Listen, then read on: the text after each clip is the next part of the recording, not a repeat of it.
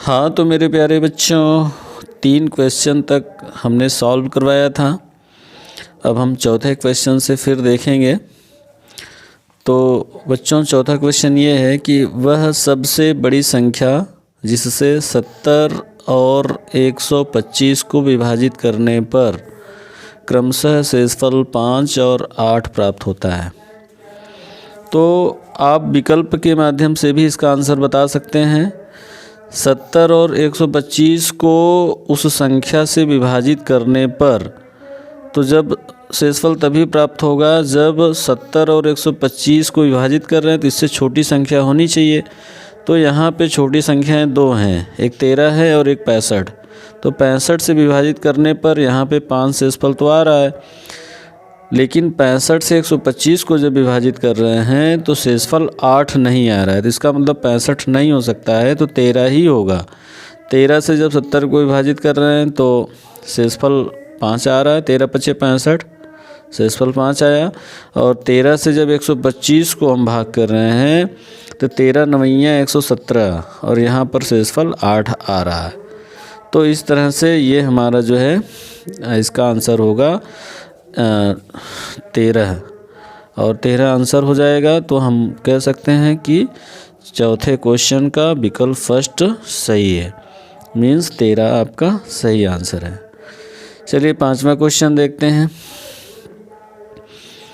5वां क्वेश्चन ये है कि समीकरण 2x प्लस ay बराबर 1 तथा 3x ऋण 5y बराबर 7 का कोई भी हल नहीं होगा यदि a का मान होगा। तो यहाँ पे कहा जा रहा है कोई हल नहीं है। तो कोई हल नहीं के लिए कंडीशन ये होती है बच्चों कि इसी में देख लीजिए, कोई हल नहीं के लिए कंडीशन ये होती है, जैसे समीकरण निकाय पहले हम लिख ले रहे हैं, 2x plus ay is equal to 1, 3x minus 5y is equal to 7। ये समीकरण नंबर 1 है, ये समीकरण नंबर 2 है। तो हम करते क्या हैं, a1 बटे a2 यानी कि 2/3 ये बराबर होना चाहिए a यानी कि b1 बटे b2 यानी कि a बटे में -5 के, और नहीं बराबर होना चाहिए किसके, c1 बटे c2 यानी कि 1/7 के। ये कोई हल नहीं के लिए प्रतिबंध है। कोई हल नहीं है, कोई हल नहीं के लिए ये क्या है, प्रतिबंध है। तो अब इसको सॉल्व कर लेंगे। देखिए इन दोनों से हम a का मान हमें ये देखना है a किसके बराबर है, तो बराबर वाले के लिए इसको सॉल्व करना पड़ेगा, मतलब इसको लेना पड़ेगा। और अगर बराबर नहीं कहा जाता तो हम इन दोनों को लेते। तो इन दोनों को लेने से त्रिय गुणा करेंगे तो ये हो जाएगा 3a बराबर, अब इसका गुणा इसमें करेंगे तो -10 हो जाएगा, 5 दूना -10 हो गया। तो a बराबर हो जाएगा -10/3। तो सही विकल्प कौन सा है, 5वें का सही विकल्प है सेकंड यानी कि बी। सेकंड बोलें तो आपको फिल क्या करना है, बी फिल करना है। तो हम जो फिल करना है उसको लिख दे रहे हैं। यहाँ पे क्या फिल करना है, ए फिल करना है, भरना क्या है ए। तो इस तरह से ये हो गया। अब हम क्वेश्चन नंबर 6 देखेंगे। क्वेश्चन नंबर 6 बच्चों आप देख रहे हैं, द्विघात समीकरण 2x² minus 4x plus 3 is equal to 0 के बारे में निम्न कथनों पर विचार कीजिए।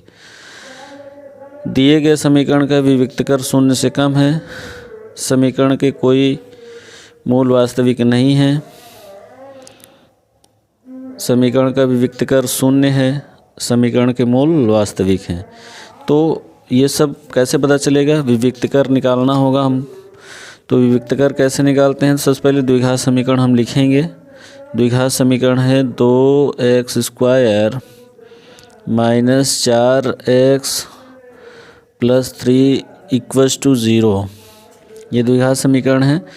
और विविक्तकर का फार्मूला जो होता है d बराबर होता है b² माइनस 4ac तो आपको बता दें ये ए का मान होता है, ये बी का मान है और ये सी का मान है।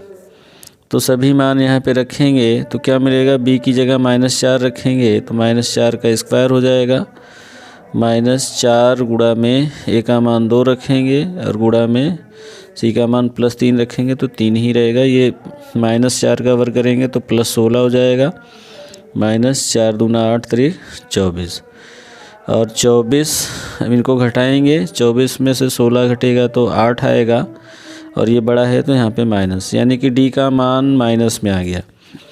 तो माइनस में आने का मतलब ये हुआ कि D is less than 0। Minus में आने का मतलब यही हुआ कि डी क्या है, 0 से छोटा है।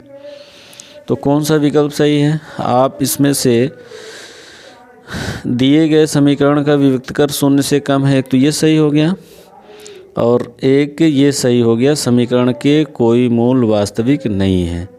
जब विविक्तकर 0 से कम होता है तो समीकरण के कोई भी मूल वास्तविक नहीं होते हैं। तो ये दोनों ही विकल्प सही है। जब दो विकल्प सही हैं तो इसमें ऑप्शन क्या है, ऑप्शन आप देख सकते हैं, निम्नलिखित में से सही उत्तर का चयन कीजिए। तो कौन सा सही आपका उत्तर होगा, फर्स्ट है ए और बी सही है, ए और डी सही है, सेकंड है ये, थर्ड है सी और डी सही है, केवल ए सही है। तो आपका आंसर कौन सा होगा, फर्स्ट ए और बी सही है। यानी कि आप भरेंगे, क्या भरेंगे, छठवें क्वेश्चन में आप क्या भरेंगे, आप भरेंगे छठवें क्वेश्चन का विकल्प फर्स्ट सही है, यानी कि आप भरेंगे ए। चलिए अब 7वां क्वेश्चन देख लेते हैं। तो ये 7वां क्वेश्चन ये है बच्चों,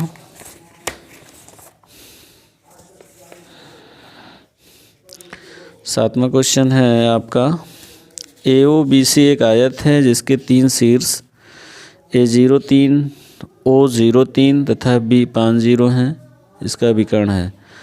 तो विकर्ण के बारे में बताना है तो आप करेंगे क्या, सबसे पहले आयत खींचेंगे, एक आयत आप यहाँ पे ड्रा कर लेंगे और इस तरीके से एक आयत हमने ड्रा किया और नामकरण करेंगे। तो इसका नाम ए रख दिया हमने, इसका नाम ओ, AO, फिर इसका नाम हमने रखा बी, ये शीर्ष बी है और ये शीर्ष सी है। तो बात करें तो ए के निर्देशांक हैं 0 3 0,3 और इसके निर्देशांक भी 0,3 है और बी के निर्देशांक हैं 5,0। तो विकर्ण क्या होंगे, ए और बी को मिला देंगे तो इस तरीके से ये विकर्ण हो जाएगा। तो विकर्ण ए बी यानी कि ए और बी के बीच की दूरी वाला फार्मूला लगा के विकर्ण ज्ञात कर सकते हैं। तो विकर्ण ए बी कैसे ज्ञात करेंगे, दूरी का फार्मूला क्या होता है, अंडर रूट पहला माइनस पहला यानी कि 0 - 5 का होल स्क्वायर प्लस दूसरा माइनस दूसरा यानी कि 3 - 0 का होल स्क्वायर। और इस तरीके से इसको सॉल्व कर लीजिए, ये हो जाएगा आपका -5 का स्क्वायर करेंगे +25 हो जाएगा, 3 त्रिक का कितना हो जाएगा 9 और 25 9 कितना हो जाएगा अंडर रूट में 34 हो जाएगा। तो कौन सा विकल्प सही है, आप देख रहे हैं विकल्प थर्ड सही है, अंडर रूट 34 यानी कि विकल्प थर्ड सही है। तो 7वें का विकल्प तो तीसरा सही है, तो तीसरा सही होने का मतलब है कि सी सही है। हम यहाँ पे लिख ले रहे हैं, फिर आप भर लेंगे, लास्ट में भी भर सकते हैं हम। चलिए बच्चों, तो अब हम 8वें क्वेश्चन को सॉल्व करते हैं। 8वां क्वेश्चन है कि द्विघात समीकरण, ये द्विघात समीकरण है का एक मूल दिया गया है तो के का मान बताना है। तो द्विघात समीकरण जो है वो है x² + kx - 5/4 बराबर 0।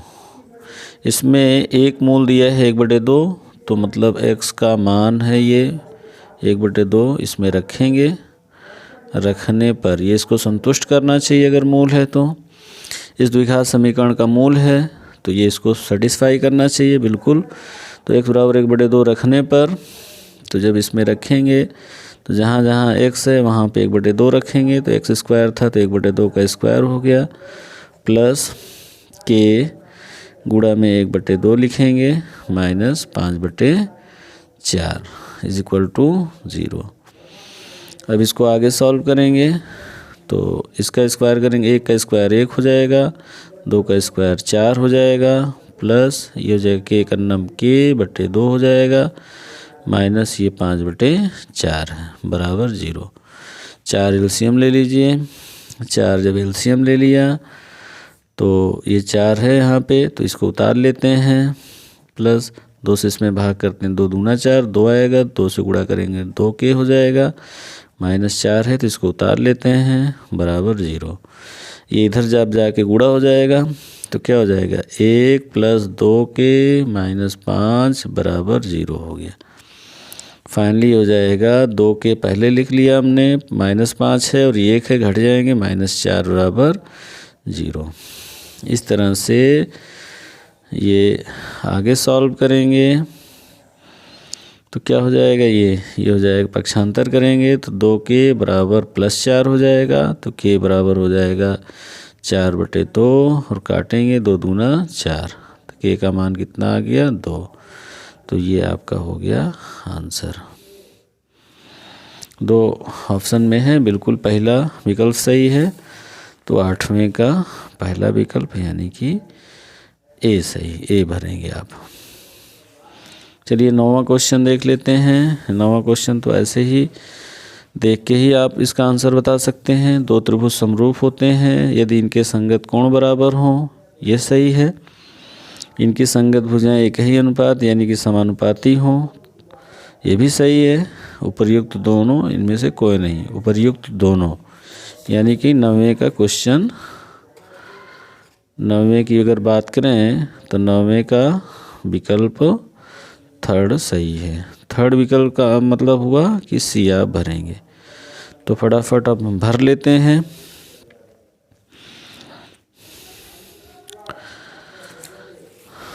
तो एक क्वेश्चन और देख लेते हैं फिर इसको भरते हैं। तो 10वां क्वेश्चन ये है बच्चों, 10वां क्वेश्चन देख लीजिए। 10वां क्वेश्चन है,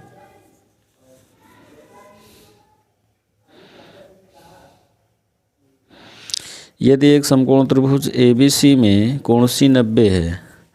एक समकोण त्रिभुज है, आप यहाँ पे देख सकते हैं। एक समकोण त्रिभुज ड्रा कर लीजिए, ये हमने ड्रा किया, एक समकोण त्रिभुज ड्रा किया। ये वाला कोण 90 है तो इसको हमने C मान लिया, इसको हमने मान लिया A और इसको मानना पड़ेगा B। A और B को आप मिलाएंगे तो ऐसे ये मिला दिया हमने, ये त्रिभुज बन गया। कोण C 90 है, AC 3 है, AC कितना है 3 है, 3 सेंटीमीटर, और BC 4 सेंटीमीटर है। तो पाइथागोरस के प्रमेय से हम जानते हैं कि ये कितना हो जाएगा, 5 हो जाएगा। तो बिंदु C से जाने वाली माध्यिका, माध्यिका उसे कहते हैं कि जैसे इस भुजा का जो मध्य बिंदु है, ये मध्य बिंदु अगर हो तो मध्य बिंदु को सम्मुख शीर्ष से मिलाने से ये क्या हो जाती है, माध्यिका हो जाती है। तो मान लेते हैं CD क्या हो गई, माध्यिका हो गई। तो ये माध्यिका की माप, इसकी माप कितनी होगी, इसकी माप आपको बताना है। C से जाने वाली माध्यिका की माप, तो इसकी माप आपको बताना है।